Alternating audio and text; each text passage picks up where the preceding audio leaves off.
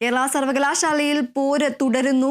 സസ്പെൻഷനിലായ registrar doctor KS Anilkumar ഔദ്യോഗിക വാഹനം ഉപയോഗിക്കുന്നത് vice chancellor doctor Mohanan Kunnummal തടഞ്ഞതിൽ രജിസ്ട്രാറെ പിന്തുണച്ച് സിൻഡിക്കേറ്റ്. ഔദ്യോഗിക വാഹനം ഉപയോഗിക്കുന്നത് തടയാൻ VCക്ക് അധികാരമില്ലെന്ന് സിൻഡിക്കേറ്റ്.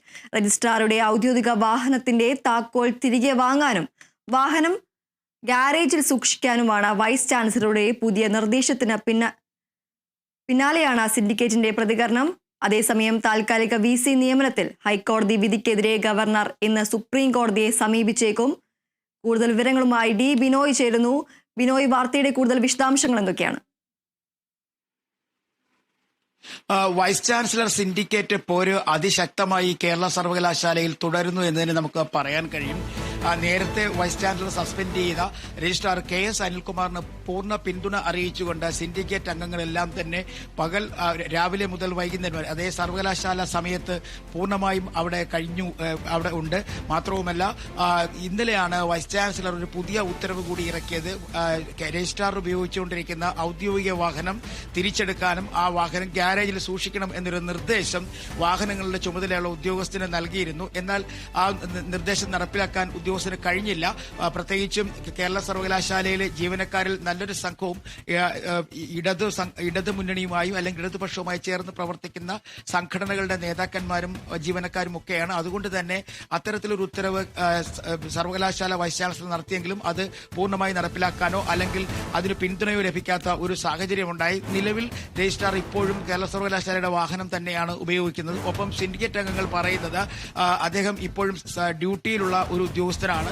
രജിസ്ട്രാറായി തുടരുന്ന സാഹചര്യത്തിൽ വാഹനം വാങ്ങിക്കാൻ കഴിയില്ല അല്ലെങ്കിൽ തിരിച്ചെടുക്കാൻ കഴിയില്ല എന്ന നിലപാടിൽ സിൻഡിക്കേറ്റ് അംഗങ്ങളും ഉറച്ചു നിൽക്കുന്നു. അങ്ങനെ വൈസ് ചാൻസലർ സിൻഡിക്കേറ്റ് പോര് ഇപ്പോഴും അതിശക്തമായി തുടരുകയാണ്. അതേസമയം ഇന്നും SFIയുടെ പ്രതിഷേധം കേരള സർവകലാശാല ആസ്ഥാനത്തുണ്ടാകും എന്നുള്ള വിവരങ്ങളും പുറത്തു വരുന്നുണ്ട്. ഡോക്ടർ മോഹൻ കുന്നുമേൽ ഇന്നും സർവകലാശാലയിലേക്ക് വരുമോ എന്ന കാര്യത്തിലും ഒരു അന്തിമ തീരുമാനം ഉണ്ടായിട്ടില്ല.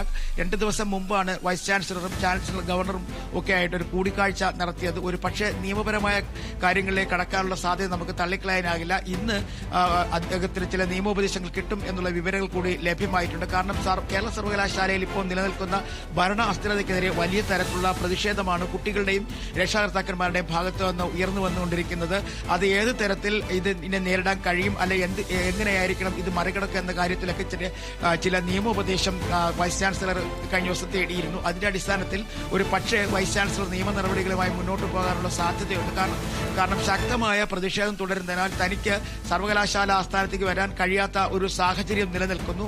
എത്തിക്കഴിഞ്ഞാൽ തടയാൻ ശ്രമിക്കുന്നവരെ പോലീസ് നീക്കം ചെയ്യാൻ തുടങ്ങിക്കഴിഞ്ഞാൽ അതൊരു വലിയ തരത്തിലെ സംഘർഷത്തിലേക്കും പ്രതിഷേധത്തിലേക്കും ഒക്കെ കാര്യങ്ങൾ നീങ്ങും. അത് പലർക്കും ബുദ്ധിമുട്ടുണ്ടാക്കും. അതുകൊണ്ട് തന്നെ ഒരു പോലീസ് നടപടിയിലൂടെ ഇത് എങ്ങനെ ഒഴിവാക്കാൻ കഴിയും, അല്ലെങ്കിൽ പ്രതിഷേധം ഇല്ലാതാക്കുന്നതിന് വേണ്ടി നിയമ നടപടികളുമായി മുന്നോട്ട് പോകുമോ, ഇത്തരം കാര്യങ്ങളൊക്കെ തന്നെ ഇന്നൊരു പക്ഷേ ചർച്ച ചെയ്ത് തീരുമാനിക്കും എന്നുള്ള വിവരങ്ങളാണ് നമുക്ക് ലഭ്യമാകുന്നത്. എന്തായാലും കേരള സർവകലാശാല ആസ്ഥാനത്ത് ഭരണ അസ്ഥിരത ഇപ്പോഴും തുടരുന്നു എന്ന് തന്നെ നമുക്ക് പറയാൻ കഴിയും.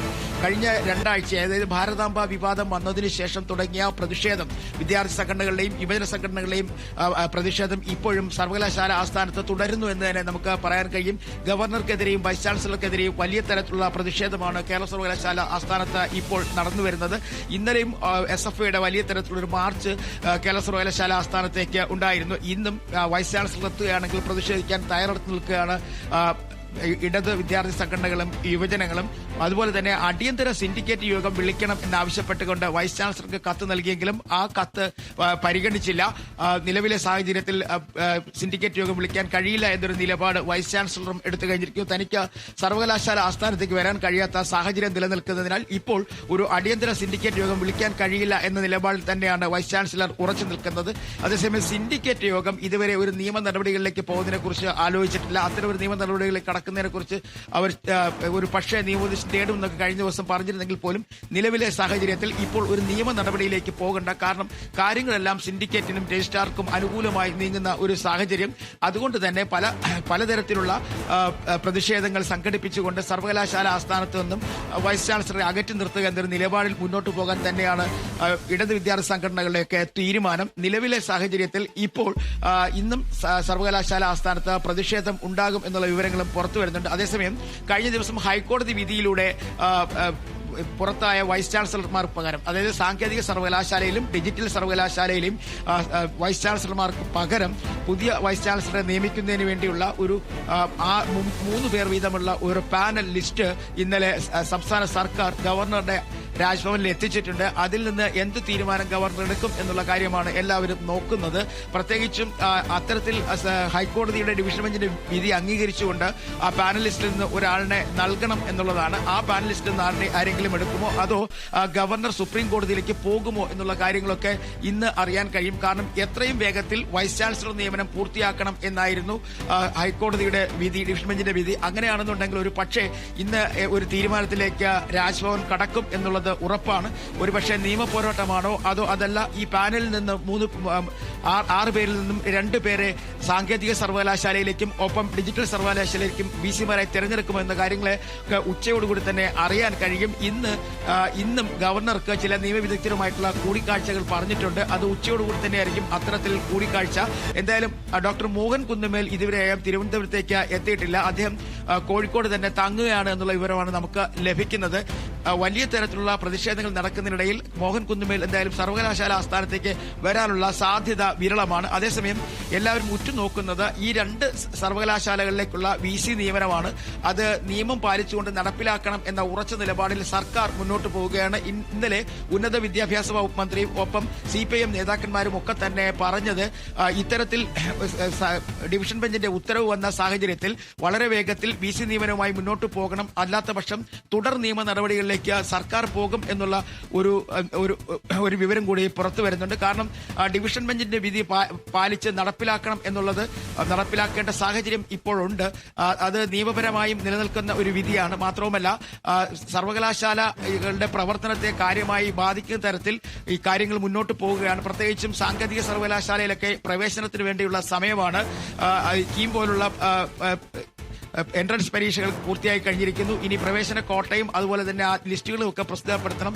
ഇതുമായി ബന്ധപ്പെട്ട എന്തെങ്കിലും നടപടിക്രമങ്ങൾ പാലിക്കണമെങ്കിൽ അത് ചെയ്യേണ്ടത് വൈസ് ചാൻസലറാണ്. വൈസ് ചാൻസലറുടെ അഭാവത്തിൽ ഇനി മുന്നോട്ട് സർവകലാശാലയ്ക്ക് പോകാൻ കഴിയില്ല. അതുകൊണ്ട് വളരെ വേഗത്തിൽ തന്നെ ഒരു വൈസ് ചാൻസലർ നിയമനം ഉൾപ്പെടെയുള്ള കാര്യങ്ങളിലേക്ക് കടക്കണം എന്ന നിലപാടാണ് സർക്കാർ മുന്നോട്ട് വച്ചിരിക്കുന്നത്.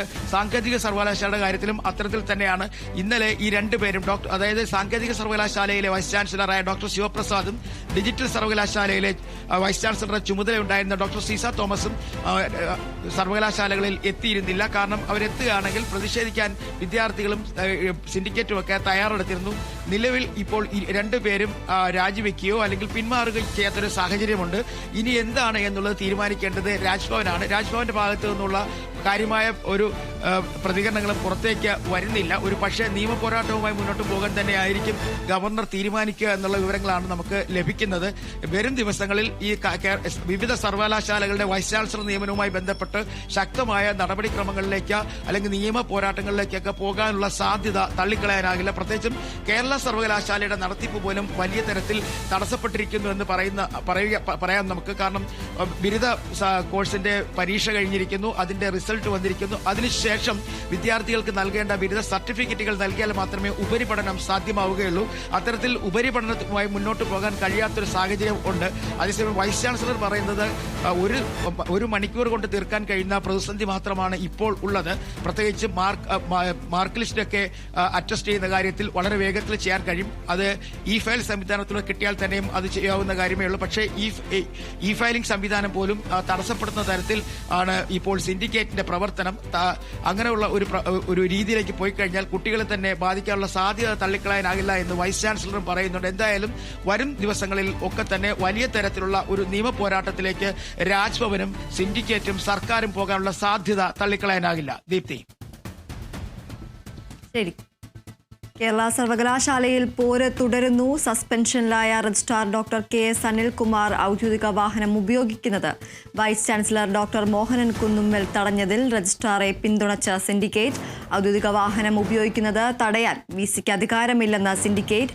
രജിസ്ട്രാറുടെ ഔദ്യോഗിക വാഹനത്തിന്റെ താക്കോൽ തിരികെ വാങ്ങാനും വാഹനം ഗാരേജിൽ സൂക്ഷിക്കാനുമാണ് വൈസ് ചാൻസലറുടെ പുതിയ നിർദ്ദേശത്തിന് പിന്നാലെയാണ് സിൻഡിക്കേറ്റിന്റെ പ്രതികരണം. അതേസമയം താൽക്കാലിക VC നിയമനത്തിൽ ഹൈക്കോടതി വിധിക്കെതിരെ ഗവർണർ ഇന്ന് സുപ്രീം കോടതിയെ സമീപിച്ചേക്കും. ബിനോയാണ് വിവരങ്ങൾ നൽകിയത്.